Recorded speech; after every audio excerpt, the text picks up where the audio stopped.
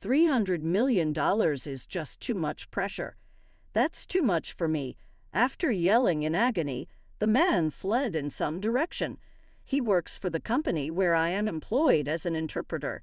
The president, Mr. Armstrong, and Kevin, the head of sales, were with us on this particular day as we made our way to the assigned meeting room for a business meeting with the large multinational organization.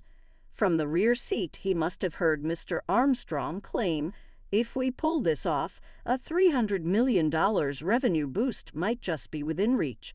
I propose that we take a little bathroom break at a convenience store after observing the interpreter hold his stomach due to nervousness.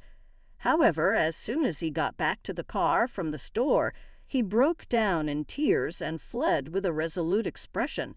Mr. Armstrong and the others seemed very worried, so I said, "Please let me handle this." This marked the start of my journey, one in which I assumed tasks well beyond my typical secretarial obligations.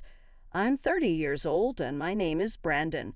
At X Corporation, I serve as the president's executive assistant, managing Mr. Armstrong's calendar, setting up conference spaces and staff as needed, and helping him with anything he needs are all part of my job. I'd occasionally act as a driver as well, taking other executives along with Mr. Armstrong.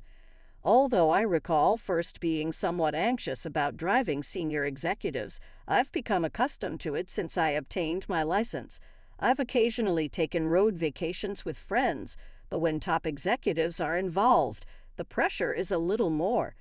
One day, I went to Mr. Armstrong's office after finishing a research project he had asked me to do. I opened the door and said, "Excuse me, Mr. Armstrong," and two other suit-clad co-workers were seated there. They were seated around the center chair and engaged in a serious conversation. However, they all turned to face me as soon as I spoke.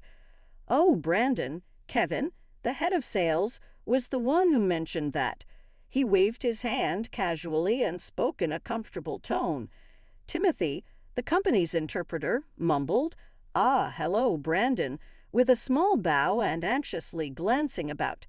I nodded to everyone and started making coffee for this crucial impending meeting. Mr. Armstrong personally put together a team consisting of Timothy, Kevin, and himself. This was one of many recent meetings in the president's office, and they appeared to have been talking about their intentions. Mr. Armstrong, regarding this part of the document, "Yes, it might be best to revise that section." The calming scent of the coffee seemed to ease the tense atmosphere as I poured it. I placed a cup in front of each of them and stood back to watch in silence. I probably won't be at a make-or-break meeting like this because I'm only the president's assistant. These three must be under a lot more pressure than I am. Even though I take my obligations seriously, I lead a rather tranquil existence. During the week I work, and on the weekends I go shopping, watch movies, or just idly browse. I don't have a partner, but I kind of like having the ability to do anything I want in my spare time. Sorry, I'm spending my next day off with my wife. Even while I occasionally feel a little alone when my friends decline invites to hang together, I don't really find myself wishing I had a partner. Now that some of them have started getting married, I've been able to have a happy life and enjoy the small pleasure of being happy without having many serious grievances. By the way, Kevin strikes me as having a kind, laid-back personality. Kevin, could you please check this? Yes, it does look fantastic as always. I appreciate your attention to detail. I've seen him interacting with his team several times, and he never loses his warm smile. It's not a forced smile. Every word he says genuinely feels like it comes from the heart. The sales department he leads also seems to share a harmonious, trouble-free atmosphere. The entire team embodies that same gentle, positive vibe Kevin brings. However, he's not entirely without ambition or dedication to his work. Kevin's passion for each task is contagious, motivating his team to bring their best efforts. I've often looked up to Kevin's work ethic since I joined this company. Each time I think I need to work harder, just like him given how competent and capable he is. It's no wonder Mr. Armstrong chose to put him on this team. With Kevin involved, it feels like things are bound to go smoothly. Our other team member, Timothy, the interpreter, is my peer. I sat near him at our orientation, and at one point I asked him how he ended up joining the company. When I spoke to him, he reacted with a surprised "huh," which, in its own way, became a memorable first impression. Apparently, he'd been going to kids' English classes since he was very young. By the time he reached upper elementary school, he nearly mastered English, so he started learning other languages too. It was so exciting watching my knowledge expand and seeing myself improve over time until I could speak fluently without stumbling. Timothy spoke those words, lowering his gaze nostalgically as if reminiscing about that moment. His interest in languages never waned, and eventually he went to the nation's top university to study linguistics. After graduating, he worked freelance as an interpreter and in language-related roles before joining X Corporation as a full-time employee. Timothy is 29, a little younger than me. Regardless of age, I respect him just as much as I do Kevin because he's incredibly skilled. But even someone as capable as Timothy has his challenges.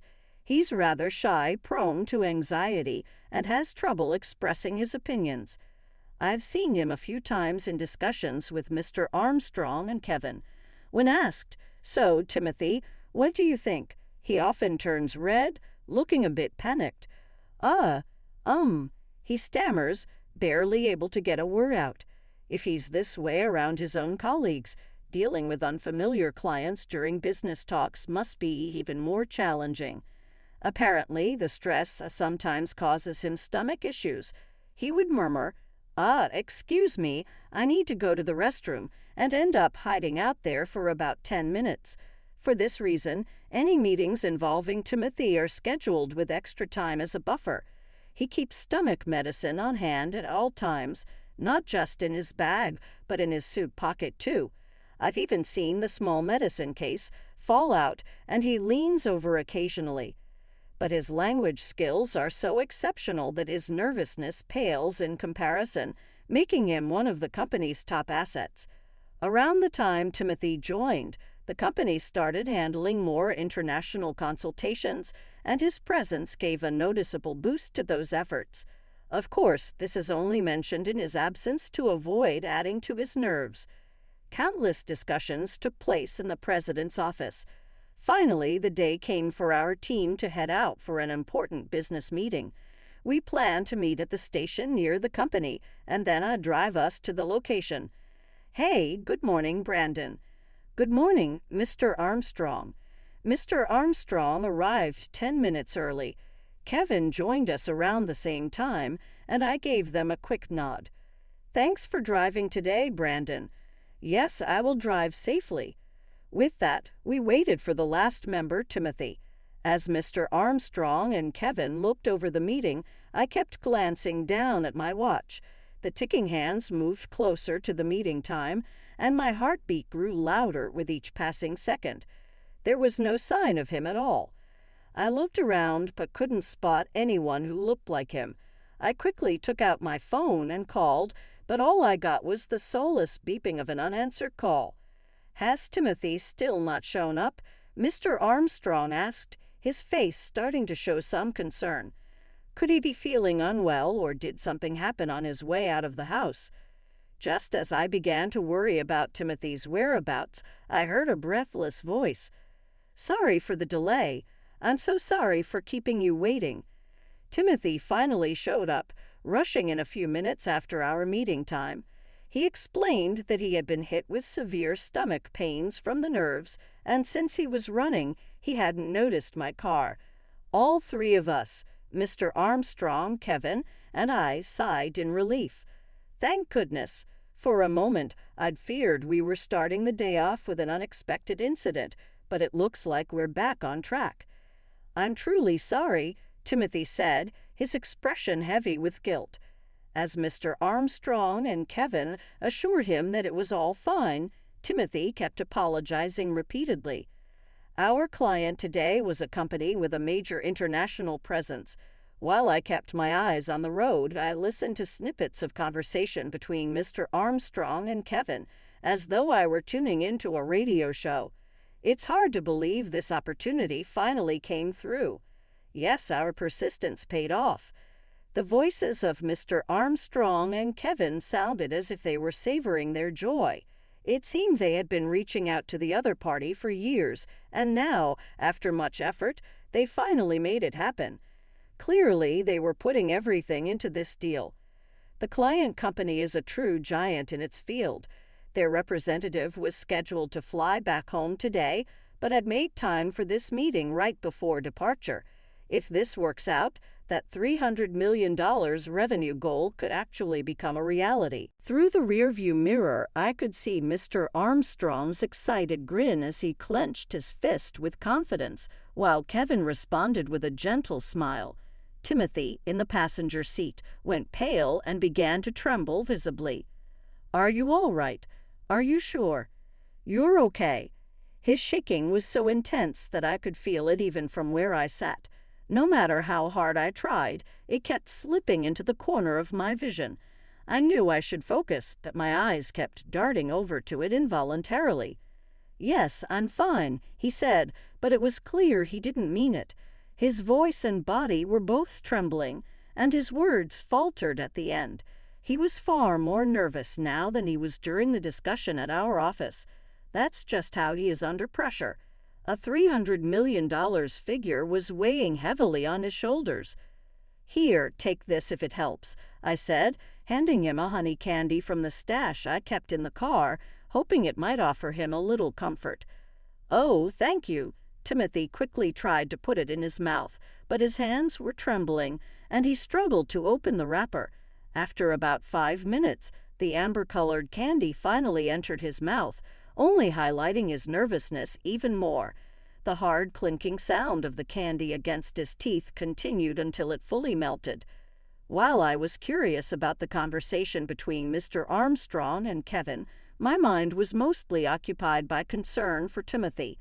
When I noticed him leaning forward and clutching his stomach, I decided to stop at a convenience store for a restroom break.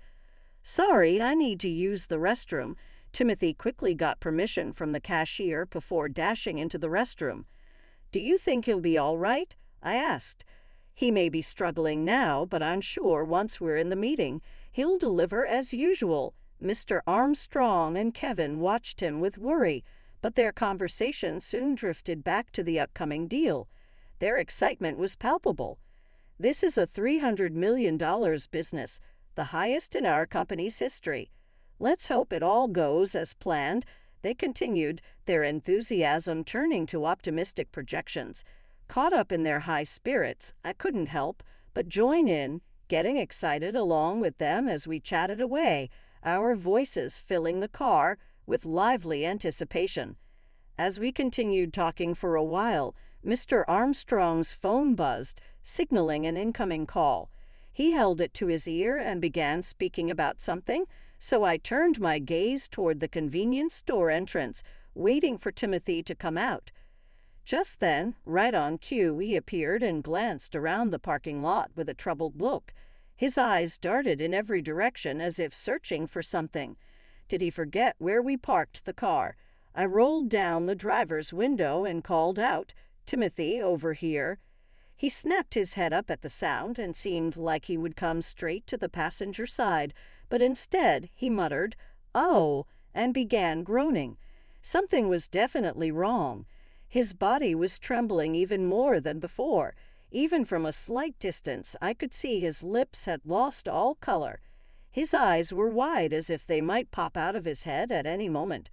As I looked on, stunned with my mouth slightly agape, Timothy threw out a shocking statement. $300 million. It's too much for me. I can't handle a role that important." "What?" I asked. But before I knew it, he was sobbing and sprinting away. Even random passers-by were caught off guard by the bizarre scene, staring at him as they passed. But Timothy paid them no mind, increasing the distance between us without slowing down. "Timothy, where are you going?" I quickly put the drink I was holding into the cup holder, threw open the door, and prepared to chase after him. Just as I stepped out, Mr. Armstrong's sharp voice called out from behind me, "Wait, Brandon. I just got a call from John, our business associate. It seems John had requested to move up the meeting time. The destination is just up ahead. I can handle the situation," he said, though it would mean giving up on following Timothy. But Mr. Armstrong, what about Timothy? Usually Kevin always wore a calm smile, but even he looked distressed now, his face tense. Mr. Armstrong pressed a hand to his forehead, his face falling. He must have been torn between not wanting to inconvenience the client who arranged this opportunity and his concern over Timothy. I pressed my lips together tightly, waiting for his decision.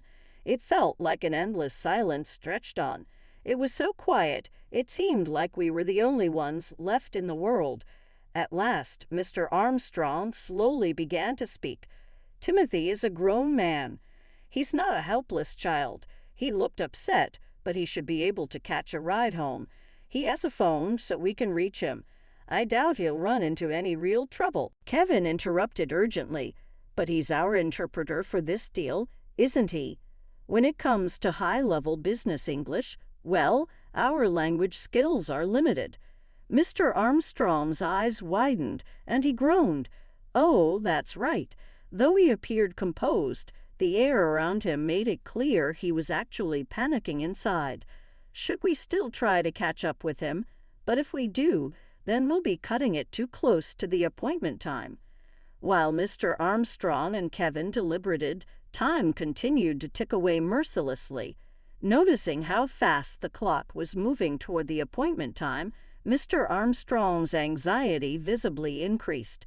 A faint sheen of cold sweat was beginning to form on his forehead. Watching him like that, an idea suddenly came to me. Maybe this was my chance to repay Mr. Armstrong.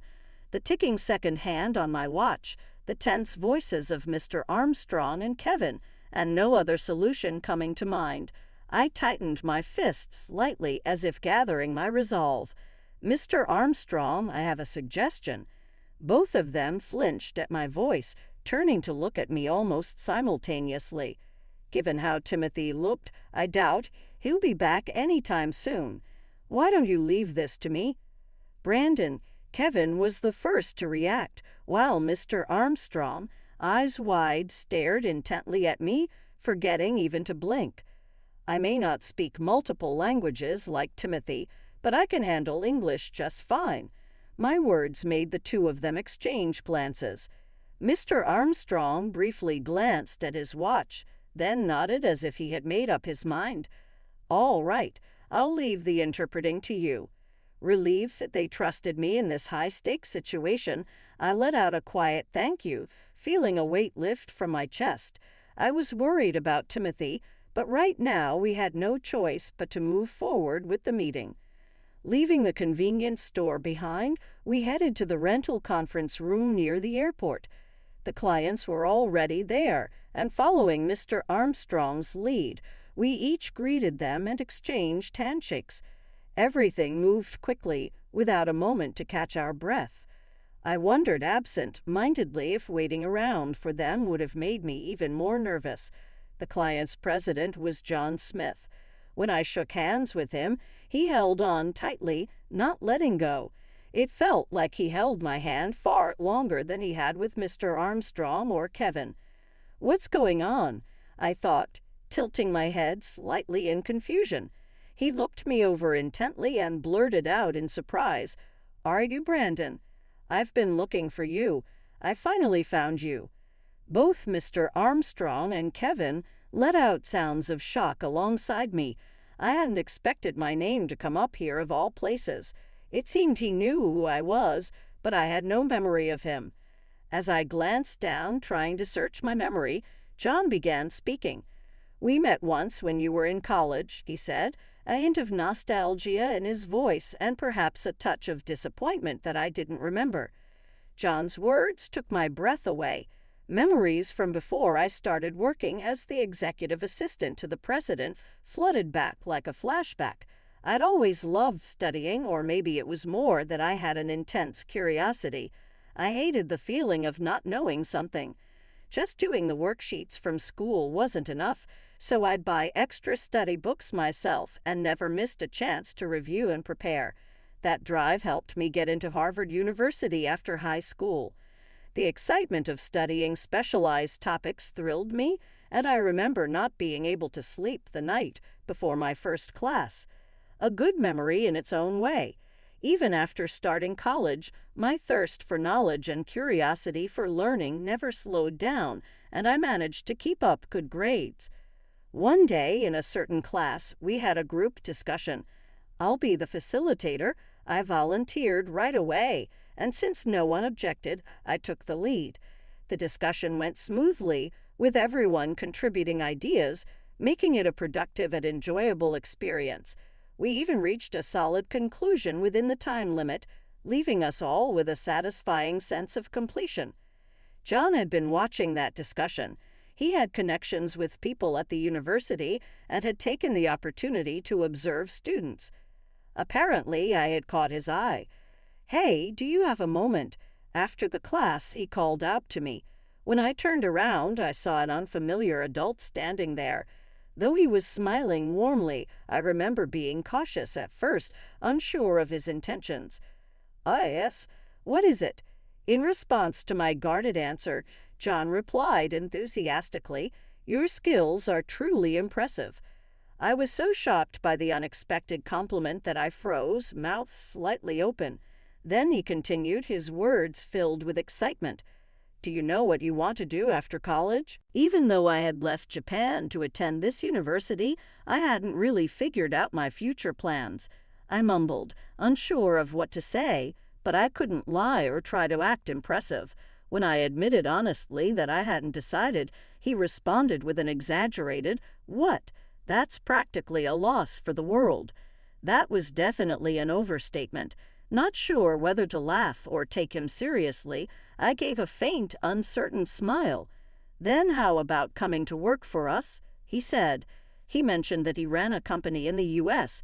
The business card and introduction materials he rummaged through and handed me bore the name I Corporation.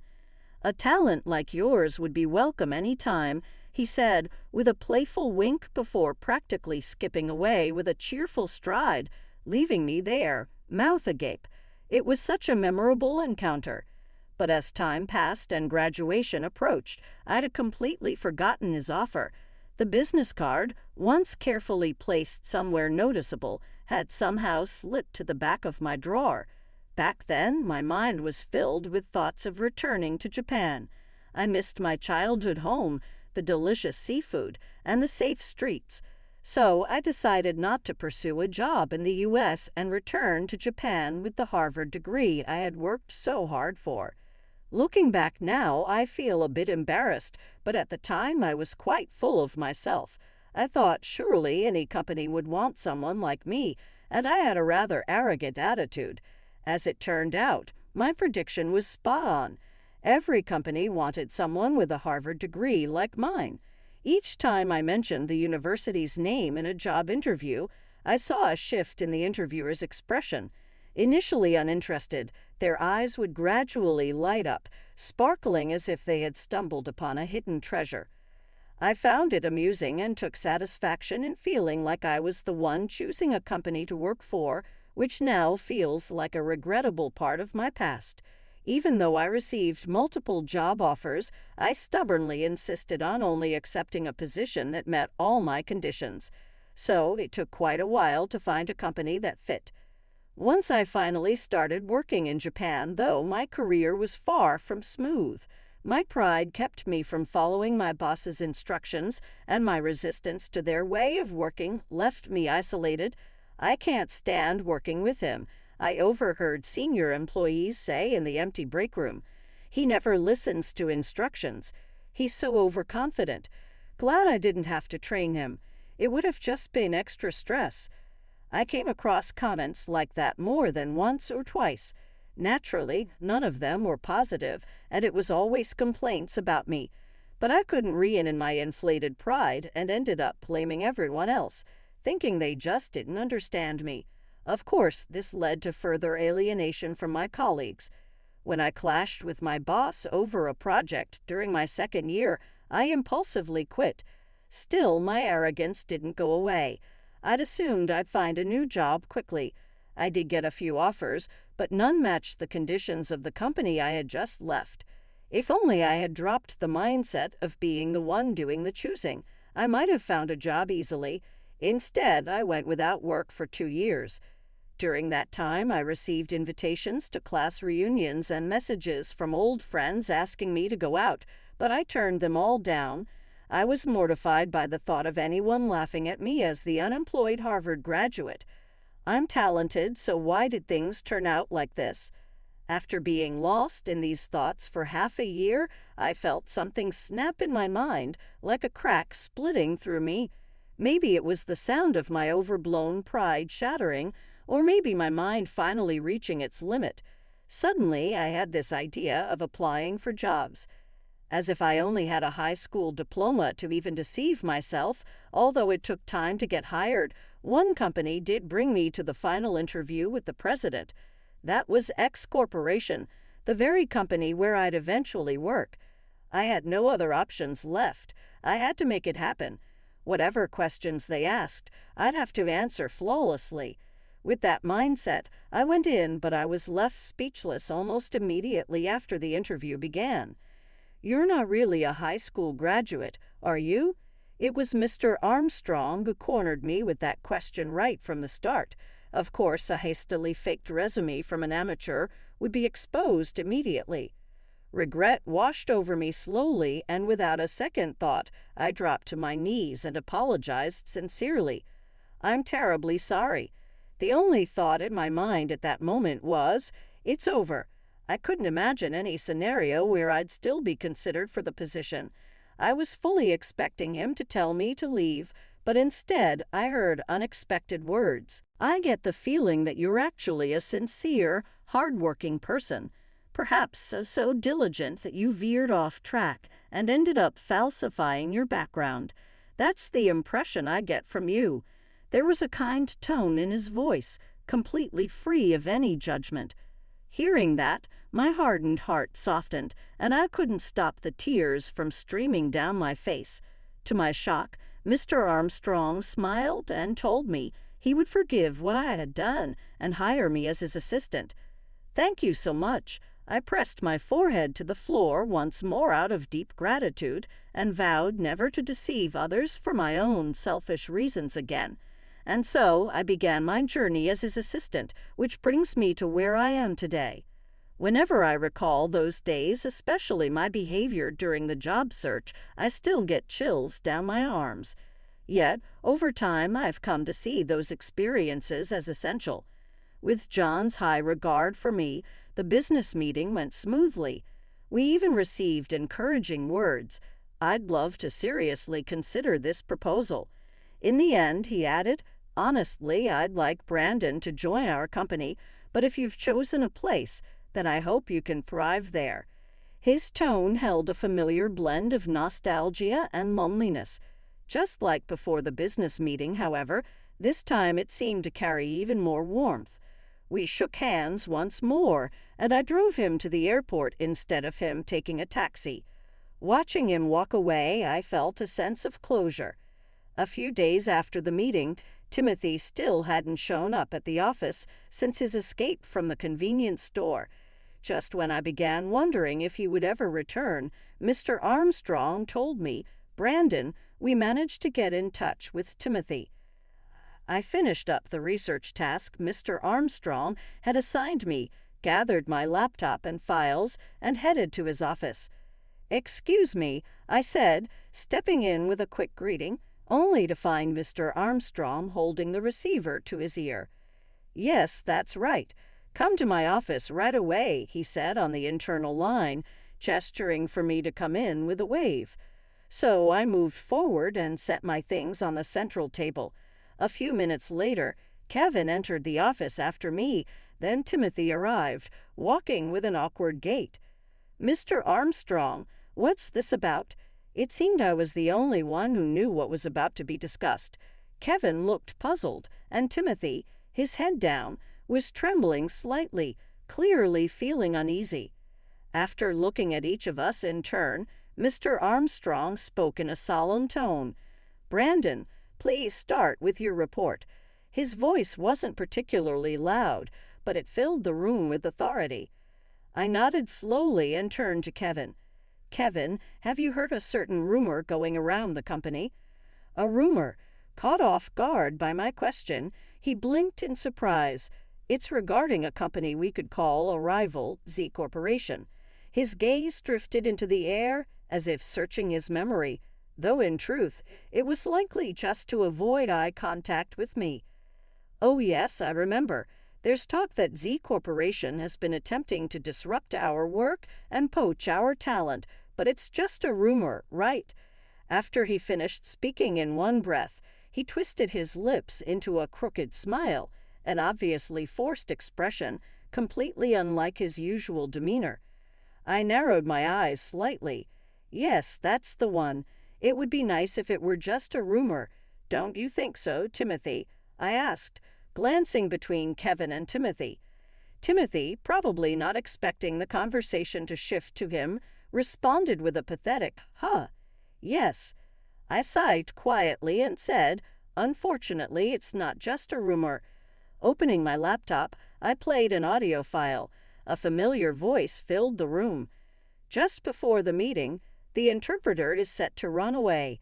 Neither I nor Mr. Armstrong can handle advanced English, so if the interpreter leaves, the deal's off."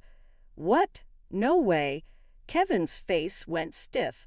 His mouth opened and closed silently, struggling to process the words he just heard. He reached out, perhaps to stop me from playing further, but the next words rooted him to the spot as if he'd been nailed in place. "Oh, don't worry.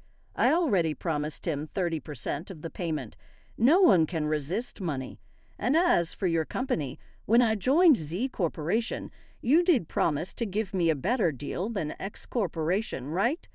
The voice was twisted and malicious, far from the way Kevin usually sounded. To think he hidden such a dark side while presenting himself as an ideal employee at X Corporation. Realizing he couldn't escape the truth any longer, both Kevin and Timothy collapsed to the floor, their legs trembling like newborn fawns. When questioned, they confessed everything. With the undeniable evidence of the recording, they must have realized there was no point in hiding it any longer. Their voices and expressions conveyed resignation, and they seemed almost ready to give up. Kevin admitted that he planned to jump ship to Z Corporation for better treatment, with the additional reward of sabotaging X Corporation's $300 million deal. Timothy, on the other hand, had been instructed to flee right before the meeting, earning 30% of the sabotage fee for doing so. So the trembling he'd shown at the convenience store was all an act. "We're so sorry. Please forgive us," both of them begged, bowing deeply, their heads almost hitting the floor. Their desperate display reminded me of my own interview with Mr. Armstrong, but the words Mr. Armstrong had for them this time were nothing like those he'd once spoken to me. "This is an unforgivable betrayal of the company." His voice was cold and cutting, like a shard of ice. His eyes, devoid of any warmth, were pitch black as he watched the two of them shrink under his gaze. I felt conflicted, painfully aware that I was hardly in a position to judge anyone's lies. In the end, both Kevin and Timothy were fired. I took over the interpreter role temporarily, though I wasn't able to cover any languages other than English. To address this, I planned to work closely with the HR to recruit someone new for the role. A while later, the deal with John's White Corporation was successfully finalized. Now, to make Mr. Armstrong's goal of that $300 million a reality, I'd need to work hard to build a strong relationship of trust with John. Securing the deal was just the starting line, and the road ahead was sure to be busy. Still, I felt a sense of relief believing I had finally repaid Mr. Armstrong. Not that he ever seemed to view his generosity toward me as a debt I needed to repay. Even if I were to mention it, he would likely tilt his head in confusion. But that's fine. This is something personal to me. I should have repaid the debt for being hired. Next, I need to start repaying the kindness shown and forgiving the lies I told. With that resolve in my heart, I headed to an important meeting with John, ready